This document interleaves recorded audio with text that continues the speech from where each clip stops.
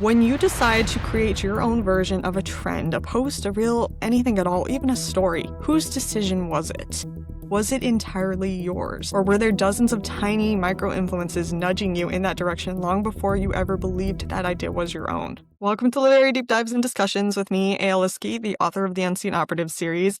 Today's episode begins a new series that is exploring the behavioral and psychological phenomenon behind human error. I'm so excited. So more specifically, we're going to examine the ways that our thinking can deceive us and how those misconceptions influence the way that we write, read, communicate, and interact with one another. Stay with me till the end because the same patterns are everywhere, especially on social media, and understanding them can change the way that we approach both our writing, our relationships, and our reading. It has been a little while since I explored the lattice scheme, and there are still a couple philosophical and moral themes that I do want to explore from that novel. But today we're going to focus on the ideas that ultimately inspired its sequel, The Fallacy Web. The title of that book was very intentional. At its heart, The Fallacy Web is about an intricate web of fallacies, human fallacies, which are the mistakes in reasoning and judgment that all of us are capable of making. Now, of course, in formal logic, that isn't the proper definition. A fallacy refers to an error in reasoning, an argument that appears sound, but is actually flawed. But in this series, I'm really going to use it in more of a general sense. When I say fallacy, I'm not referring to those formal logical errors. I'm talking about the way that we humans misjudge situations, we misunderstand each other, make assumptions, react emotionally, or reach conclusions in some way that actually proves to be mistaken. And my reasoning for broadening that definition is actually really simple. It's that we live in this age of incredibly fast communication. Social media has made it possible for thousands of opinions, arguments, reactions, and judgments to reach us every single day in seconds, sometimes milliseconds. Conversations that used to take weeks now take just that much time, like a blink. And anything that we do can therefore be scrutinized, interpreted, misinterpreted, and sometimes be treated as though we were presenting evidence in a court. Really, most of us are just trying to navigate reality as best we can. So mistakes are inherently part of being human. We all make them, and I am particularly fascinated by the mistakes that we continue to make even when we know better and have every reasonable safeguard available to prevent them. Those are the fallacies that I tend to explore in my writing. When I wrote The Fallacy Web, my goal was to weave together two different webs of fallacies. The first is a psychological web. That is the interconnected ways our thinking influences our perception and behavior. And the second is more of a metaphorical web, illustrating how the seemingly innocent mistakes that we make sometimes come back to bite us harder than we ever could have imagined. Now, will readers see those two webs in the book? The deeply analytical ones certainly will. Otherwise, that's what these podcasts are about. But the novel also explores how manipulators can exploit these very human tendencies for their own purposes. On a moral level, I go far enough to call this the devil's game, which will get its own episode. But today, we're just going to begin with that very core foundation. I want us to consider how easily every one of us, myself included, can slip into these patterns without ever realizing it, and how becoming aware of them is one of the most valuable skills that we can develop. Every day we interact with people at work, at home, at school, running errands, online, all of that. Very few people today can honestly say that they never interact with anyone. Even if you spend all of your time alone, isolated, we still consume thoughts and opinions, ideas, and interact with each other through the internet. Honestly, human interaction is one of the greatest teachers that we have. It shapes the way we understand the world, society, and even reality itself. The fact is that we need one another, and we often fail to appreciate that. But, much of the learning actually happens because we are imperfect, because we misunderstand, we miscommunicate, we jump to conclusions.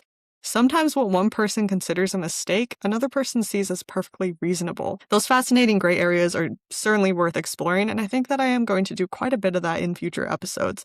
Today, though, we're just going to kind of focus in on those that impact us most with social media. Social media is something that takes a pretty top-notch center stage in my book, The Fallacy Web. So that is where we're going to start because it does affect us all. But before diving further, I do need to make a very important disclosure, and that is that if at any point during this discussion you recognize yourself or recall particular situations or interactions, please know that I am not in any way calling out a person or a single event by any of these examples. The ideas that I am expressing in this episode have been in the making for several months and were finalized before The Fallacy Web was published. So if something feels particularly familiar or personal to you, that is less of an indictment of anyone being involved and is more evidence that these patterns are remarkably common, and that's more of the reason that we should be talking about them. So with that said, let me get started to what really brought me to pay attention to all this. Back when I started my author Instagram account in September of 2025, I was immediately struck by the sheer volume of ideas that just came competing for my attention. Some of them irritated me, others fascinated me, and there were some that I was pretty apathetic to. As time went on, however, I began noticing something more interesting, and it wasn't entirely new to me, but it was interesting. The thing about social media is this: every moment you spend on it, hundreds and thousands of messages are competing for space in your mind. Some of these are very explicit, others are so subtle that you hardly notice them. But I wanted to look at what messages were impacting me. So I decided to test it. I spent 15 minutes just scrolling through social media with a notebook in one hand, and I would come across a post, which of course is every time you flick up, and I would scrutinize, what message is it telling me? What message should it be telling me, or do I think it's telling me? How do I feel about this message? I would record all of those thoughts and emotions on that notebook. And after only 15 minutes, I had filled out 7 pages of tiny notes, front and back, out of that notebook. And that really surprised me. In that short period of time, I really did learn that I was exercising incorrectly. I was marketing my books the wrong way. I needed to change this. I needed to change that. I needed to read certain books, support certain people, not support others. I needed to celebrate one opinion, discourage others, and especially I should be loving towards everyone and acceptable of all in a safe place unless I carried a certain religion or political opinion. So all of these messages were contradicting one another constantly. And by the time I closed the app, I was mentally exhausted. I was dissatisfied with my work, I was dissatisfied with myself, and I was frankly overwhelmed. Now, here's the part of this that actually matters. I spend a lot of time trying to curate my social media to be a positive place. I take great care to scrutinize who I'm following, mute those that aren't conducive to my mental health, and so forth. So I had really expected that of all the accounts out there, mine would not be such a negative place. And yet, those same messages that were causing anxiety still got to me. Now, of course, I could delve into the intention of those messages versus the impact, but you'll just need to kind of tune out the intention part for another episode. Right now, our focus is on impact and response. The real issue is not that these messages exist. The issue is what we do in response to them. Now, some of them are really easy to dismiss, but others do linger in the back of our minds for some time. Maybe somebody did share a new marketing technique, and that makes you question everything that you've been doing or haven't been doing. Maybe another author seems so effortlessly successful, and suddenly you wonder, how is it that I'm falling behind? Maybe a writing tip sends you down an hour-long research rabbit hole because you can't shake the feeling that you've been doing it wrong or your entire plotline is now a failure. So most of us experience some version of that. And here's what fascinated me about my own experience is that out of all those messages that I wrote down, only 5 of them actually caused any intellectual reflection. 5. And really, if you think about it, that shouldn't be so surprising either. Social media was designed as a form of entertainment, and to this day, entertainment is what the algorithms are all about. It's what they overwhelmingly reward us. But what does surprise me is the disproportionate amount of time and thought and emotional energy that we invest in responding to those countless tiny little moments of stimulation. So somebody posts a marketing tip, and many aspiring authors will then spend the next several hours or even several days, maybe even a month, trying to determine whether or not they should change their strategy and maybe even trying a new strategy. And then, another post comes along and then it sends you into a whole different direction. Like, if that doesn't sound familiar, I really don't know what does. But here is the simple question. The last time that you learned a new tip about publishing or marketing your book, did you spend any additional time thinking about it afterwards? Did you search for more information or write yourself a note? Or, how long did you ruminate or hyperfixate on what you should have done differently or could be doing differently? If the answer is no to all of that, then congratulations, you are a lot more practiced in self-restraint than most of the population. But if not, like I suspect, just pay attention the next time that you scroll. If it's not about book marketing, I know it will be about something else. And those little messages are going to find their way into your way of thinking, whether or not you realize it. So this is exactly where the first fallacy begins. And I like to call it the comparison fallacy. Comparison, the thief of joy, right? Now, I imagine most of us would say something like this: I would never, ever plagiarize anyone else's work. My work is completely original. And I believe that. I do. We are trying to come up with something unique to us, right? This is our imagination. It is our story that we're putting on the page. But for some reason, that same principle, it does not translate over to marketing our books, to reels and posts. If anything, that is actually encouraged because those techniques do work. So marketing, really, what it comes down to for ourselves and for our books, is very much just a game of winning the strategy of copycatting with a twist. I mean, I can think of specific trends just off the top of my head, unfortunately, I do enjoy, etc. Meet me in 5, would you rather, this or that. One girl, 10 passions, and so forth. This is really obnoxious here. Or even like the bookish icks. Yeah, the list, it just goes on and on and on. And at one point or another, nearly all of us are going to do one or two of those trends, if not all of them. And sometimes they really are genuinely fun, and sometimes they're really helpful to connect with readers. Sometimes we know they perform well, and we're just trying to grow an audience, and, jumping onto the algorithmic train is really a good business decision. None of that is inherently a fallacy itself. Again, fitting into what is working is a business sense in part. But in all honesty, if that were the only motive, there would be no problem. The thing is, there always is another motive, and that's more of a human issue at hand. It's the root cause of this fallacy, and that is comparison.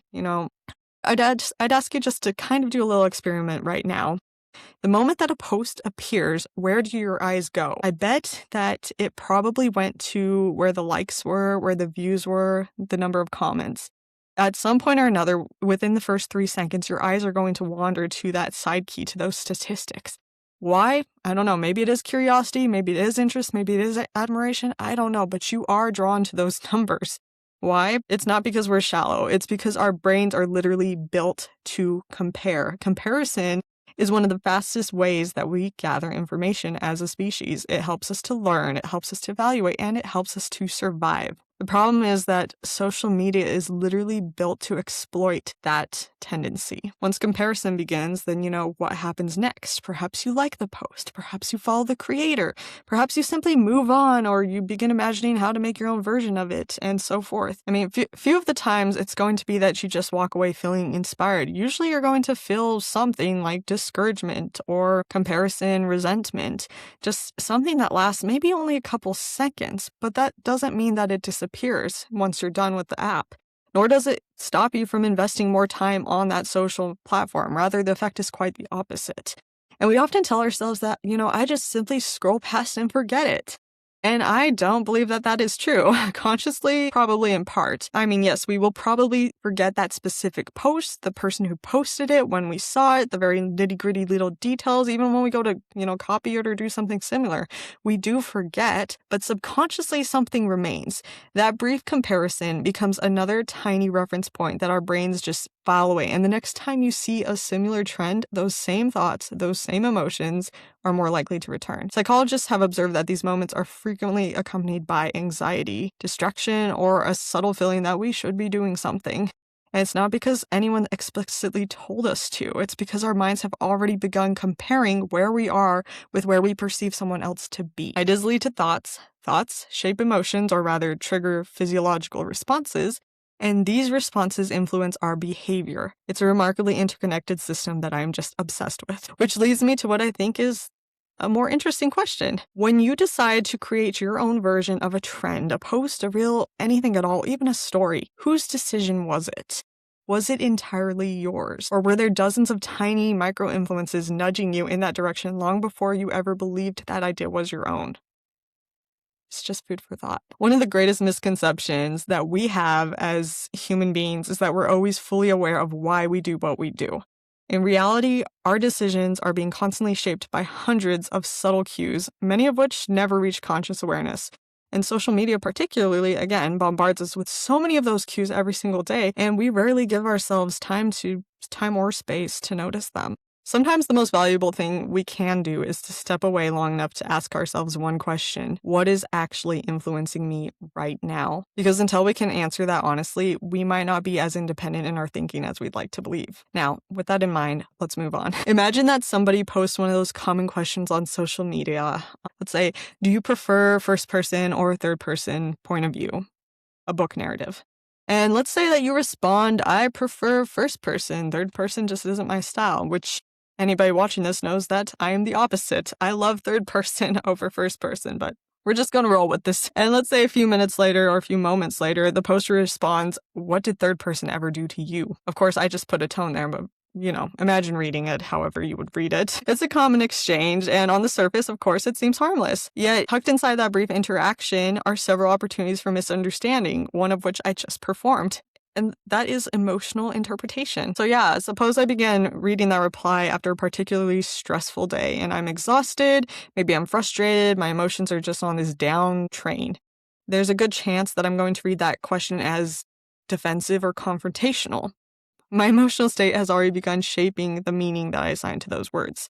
But suppose I read the same comment on a very different day when I'm feeling upbeat, positive, life is going good, I'm just on this high. Maybe it reads off more as playful or curious, and I respond without another thought. See, the thing is the words never changed. The only thing that changed was me. And already we can see how the emotion influences interpretation before we've ever really assigned any real understanding of the person's intent. And there's another fallacy hiding in there as well, which is how do I know what they actually meant? Maybe they are genuinely curious about whether or not I like those perspectives. Maybe it's just a trend. Maybe they feel defensive because it's their preferred style. Maybe they're joking. Maybe they're conducting a social experiment. I don't know. We all like to see how people respond and interact. So that is the core of it, is that I just don't know. But how often do we convince ourselves that we do know what's intended? It's remarkably easy to assume that we understand another person's intentions based on a single sentence, a line, or even a color of a post. But in reality, intent is one of those few things that we never really have direct access to in written communication and often in person communication. And now, of course, someone might object and say, well, a context is going to tell us things. The context is about politics, religions, or something totally emotionally charged. We're going to approach it a little bit differently in discussion with that instead of, how we might talk about narrative perspective or chocolate ice cream. That's generally true that we can tell some things from context. But notice what we've already done there. We've already assumed that everybody is reading the conversation, sharing the same understanding, and they don't. Someone familiar with the people involved may read an exchange entirely different versus a close friend who can recognize some humor. Cultures alone across the world really change up how we see a topic being discussed, if it is appropriate, if it is inappropriate, and so forth. For all we know, yes, it could be nothing more than an experiment where the original poster intentionally withholds their opinions to observe other responses. Psychological researchers do that sort of thing all the time, and I wouldn't put it past another author. But the point is, an assumption is still an assumption, and assumptions can carry too far in either direction, just at the drop of a dime. Intention does not control impact. There's another issue in this example that I do find equally interesting, and that is articulation. I will ride the articulation train till I die. It's not that it was an offensive question in any way, shape, or form. It's rather imprecise. If you're asking what did third person ever do to you, it doesn't make any logical sense. It really doesn't. Third person has not done anything. Neither, would dark chocolate or romance novels or pineapple on pizza, and yet we're very opinionated about those. The thing is, preferences do not necessarily require a dramatic justification, and yet we give them that because of the articulation. So really, a clear question might simply be, what makes you prefer first person, or what do you enjoy about first person, right? Those questions invite explanation instead of implying that there must be some sort of grievance involved. And it may seem like a very minor distinction to some, but, small differences in wording often determine whether conversation becomes productive or defensive. Misarticulation, or the lack of proper articulation, is an issue that extends far beyond social media. It affects query letters, book blurbs, marketing, emails, text messages, and everyday conversations. We like to assume that our words communicate clearly exactly what we intended, while our readers assume that they understand exactly what was intended to be written as it is written or how they're reading it. And neither assumption is guaranteed to be true or entirely true. That's part of the challenge of communication in general. Of course, with written communication, there's a little more of a disadvantage, is that unlike face-to-face conversation, written words are usually stripped of vocal tone, facial cues, and immediate clarification. We supply those missing pieces ourselves, often without realizing that we're doing it, and that is based off of our understanding context, culture, and so forth. So that's why careful articulation of words matters so much. We can't control how our reader interprets what we've written. but we can strive to communicate with clarity and with kindness and with precision rather than assuming that our intentions will automatically be understood. Likewise, of course, as readers, we would do well to resist the temptation to assign motives before we have sufficient reason to do so. Sometimes asking, one additional question accomplishes far more than composing an immediate response ever could. Taking time, think out the words, then respond. Now, this idea of assumption and articulation reaches even further because it's not limited to one-on-one conversations. I've seen it play out in online communities, particularly. Those centered around writers tend to be something interesting. Let's say that you join a group that is active and they're encouraging and it's genuinely enjoyable for you. And the people, they share advice, they celebrate one another, they ask questions. It's very collaborative and it's a beautiful environment of mutual support. Let's say that you've entered something like that.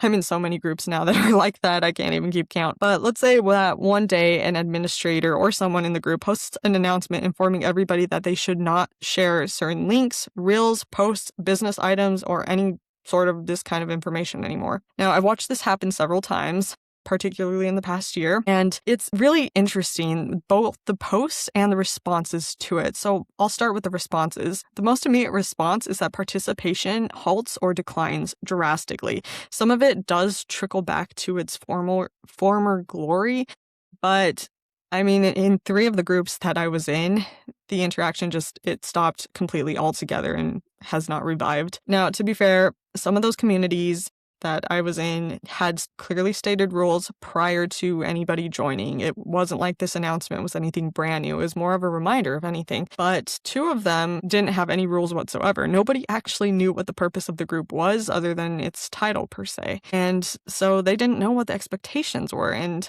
when that announcement came, it felt a little bit of a shaky thing to them. It was out of the blue, unexpected. Now, of course, we have to turn to the announcement itself, and what struck me as interesting was the wording. Most of these were very, very direct. Stop doing this, do not post that, just factual, but there was very little warmth involved. I didn't sense that there was any explanation of what the rule was or why the rules mattered. There was no open invitation for communication or discussion about it. It was just, this is the law and that's that. And I do know from some other people in some of those groups that it honestly felt rather self-focused, which of course is a big no-no in any bookish community. So naturally, of course, we see that people begin to make assumptions, as we all do whenever there's a sudden call out. We start thinking, oh, I must be in trouble. I'm being called out. I'm wrong. This place isn't as welcoming as I thought. There's some prejudice going on, and we don't do well with prejudice. So of course, that confusion can then become disappointment, and that can impact our view of the administrators, our view of the group, our view of individuals who do or don't respond, and so forth. Now, of course, are any of those assumptions accurate to who the administrators who sent the message are? I'd say in many cases, I don't think so. I've known enough of those administrators to know that they're not the sort of people that like to call out other people for doing things that are wrong. They really are normally very communicative and supportive people. The issue was mainly that the tone of the message did not align with who the person was, almost like an AI bot just suddenly jumping in, even though we're pretty sure it wasn't that, but it felt like that. So anyways, the point is that the disconnect fascinates me because it's illustrating this very point of just how much written communication depends on interpretation. It also reveals a couple assumptions that happen in leadership these days, and leaders do often fall into these things without realizing it. I have before. And that is assuming that everybody understands the expectations right off the bat. And then, of course, a second is assuming that people automatically know that your intentions are good. And a third, then, is assuming that your past reputation will somehow earn you the benefit of the doubt. None of those assumptions are safe in leadership. Leadership, whether it's over a writing group, a business, a classroom, or even a small volunteer team, requires ongoing continual communication. It is not simply enough to appear when there's a problem to address or there's something that you want to share. People tend to interpret your silence just as readily as they interpret your words. And unfortunately, they often fill that silence with some pretty negative assumptions of their own. That's just who we are as humans. And I know that I'm speaking generally here. Every situation is different. But I do think that leadership has suffered in recent years because we've increasingly equated authority with influence. And that's not the same thing. Having authority does not automatically produce any trust. Just because you know someone and they seem friendly does not equal trust. Trust is built through consistency with caring, collaborative communication. Try saying that 3 times fast. Built through relationships. So one principle that has come to me over and over again throughout all of these experiences over the past year is, in order to have many friends, you must be a friend. And friendship is not passive, neither is leadership. Both require ongoing investment in those individuals to whom you are a leader over. So that does require showing up before there's conflict. It requires showing up for those people in the group. You want to show them that just as much as I want you to support me, I want to support you. And that can be really exhausting with high numbers, but it is a battle that leaders pick. So yes, it is especially important online when people come from different cultures, backgrounds, personalities, life experiences, all of that, when we're all attempting to interpret the same written words. So poor articulation and unchecked assumptions can come back to bite us, and they can come back to bite us bad, and they do every single day. Now, of course, the encouraging part is that as we begin to recognize these patterns, we can become much more intentional about how we communicate, and we can be more charitable in how we interpret the communication of others, which brings us naturally to our most influential fallacy of all, which is emotion. Now, I know I've touched on emotion several times already. Social media, of course, changes how we respond to things and consequently how we behave. It truly does, but I feel like emotion needs to be dived into a little bit more because this is a huge part of the webs that I weave in the Fallacy Web. Now, as human beings, of course, emotions play a tremendous role in our perception of reality. There's nothing inherently wrong with that. Emotion is one of the greatest gifts that we have as human. It allows us to love. It allows us to celebrate, to emphasize, to grieve with one another. Depression alone can really teach you a thing or two about how powerful emotion is. But at the same time, so can overwhelming joy. I mean, even a surge of adrenaline, it changes as we age. Think about that. The person that you were when you were 5 on your birthday versus the person that you were when you first saw your partner is very, very different from the person that's sitting at a desk job with 2 hours of sleep. Our energy levels change us. What we eat changes us. Our experience changes us, our circumstance, etc. And all of it impacts our emotions, which impacts us. So one of our greatest fallacies, therefore, is permitting our emotions to dictate our perception of reality, as well as our evaluations of ourselves. And ultimately, that can become the catalyst of our behavior. Emotions are at their foundation chemical messengers that operate throughout our bodies in response to internal and external stimuli. They are exceedingly powerful. They're part of why addictions become so utterly devastating, like prisons. And they influence, of course, what we pursue, what we avoid, and how we remember things. So nowhere is that more evident than social media. As aspiring authors and writers, how many of us love off of the adrenaline of excitement, throwing our names onto posts for collaborations, for opportunities, just trying to get anybody out there. We call it shouting into the void, to see us, to want to be with us, to connect with us. And that's great until, months later, you get contacted about things and you can't even remember what they are because you were so excited you threw out a million things. It's like subscribing to a dozen email lists and then you get a bunch of junk mail. It comes back to bite. So yeah, being over enthusiastic, it can really get you in a little bit of a pickle, but so can disagreements in comments. I mean, how many of us receive some negative review or a negative comment or a refute that we perceive from somebody, and maybe it only produces slight irritation, but a lot of times it does become a little bit of a resentment and a confidence killer. I mean, I know from experience that allowing a little bit of anxiety to convince me that this marketing technique that I've been doing is an utter failure just because it hasn't produced XYZ results in a number of weeks or days has led me to do some kind of extreme things, which are going to be published in my book, How to Fail at Indie Book Publishing. But we allow the opinions of beta readers, of ARC readers, of reviewers to send us into a panic, and we might be altering our entire manuscript just because we feel that panic, that surge of being incomplete. Our emotions really do dictate our stories. If I had to guess, I would say most writers have experienced at least one of those moments of adrenaline and panic, and I dare say that half the tears of writers often come from how deeply our emotions are affected by the opinions of others. whether those are real opinions or merely perceived. Yes, I do see that we all cry over our fictional characters too. I do as well. I became so distraught over a particular one in the Fallacy Web that is what became the book Breaking Vows, which will come out before the end of this year. Emotions can birth something very powerful and beautiful, and that's why we have to be very careful here. Emotion, again, is not the fallacy. The fallacy is acting solely off of emotion rather than balancing it out with thoughtful logic. There is a mass world of difference in these things. Let's say that you're writing a query letter when you just finished your manuscript. You're pumped, you're excited, you just bang out what you know that these agents are going to look at and be blown away by your book. And that's great, but let's say you revisit it a day or two later and you're horrified to realize that this sounds completely immature or incoherent or it doesn't match it at all. The same thing, if you wrote that query letter feeling discouraged or frustrated and convinced that your book was slop, it's probably going to read pretty not convincing, you know? The point is that neither version actually or necessarily represents your work very well. They both have layers of that emotion embedded in, which you will probably find regrettable if you end up sending it. And then the more common example, of course, is that many of us will stay up late writing what we believe to be an absolutely brilliant or critical scene. And then the next morning we get up and we read over what we wrote and we think, what on earth was I thinking? And the thing is, you weren't thinking at all. That is part of an even larger discussion, one that ventures into the subconscious processes, behavioral psychology, and of course creativity, which we will explore in future episodes. For now, I'm going to leave you with one little tiny challenge, and that is the next time you spend 15 or 20 minutes on social media, please pay attention not only to the messages being presented to you, but also to your own thoughts and emotions that arise as you're looking at those things. What assumptions are you making? What emotions accompany them? What actions do you want to take? Then turn that exercise onto yourself. Look at your own writing and your own posts. Look at your emails, your comments, your conversations. What messages are you putting forth? Do they align and represent you well? What emotions are shaped in them? Granted, of course, none of this is ever about perfect alignment, but it's about whether or not what you are putting out there is as clearly aligned as it possibly could be with what you intended to make it.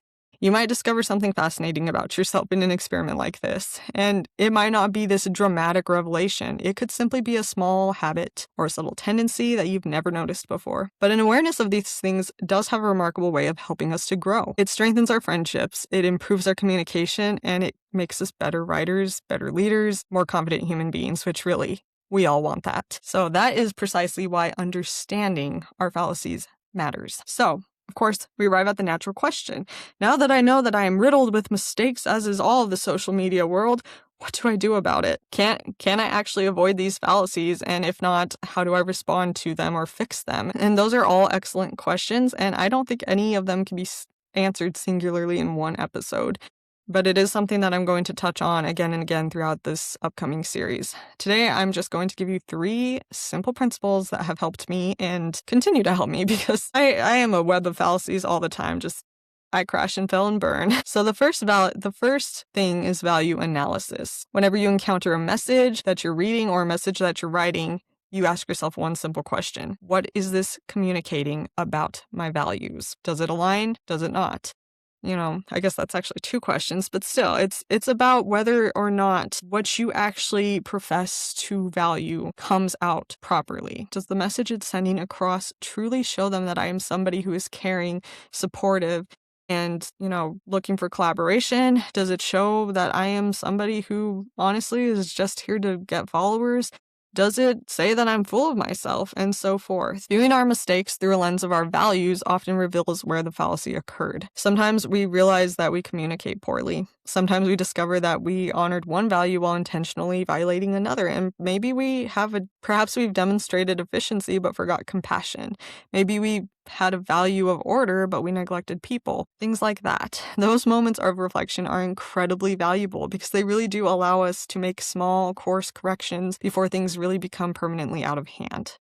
That I can honestly admit that I continue to have to do this myself because some of the values upon which I made this podcast have kind of drifted without me intending it. And so now I'm intentionally working to get it back to where it was supposed to be. So It was a fallacy, not a catastrophic one, but a reminder that even small deviations matter. Much like a pilot flying a plane, if they just get a little bit off track, it can take you to a whole nother continent. Our lives are not so different. So the second principle is to practice both active and reflective communication. I use this a lot in health coaching, so I can say that this is probably one of the best things you can do. If you take away any of these principles, please try this one. Before responding to somebody, ask yourself, what is this actually saying to me, and why am I interpreting it this way? Is there another reasonable explanation? What are they feeling and how do they need to be heard?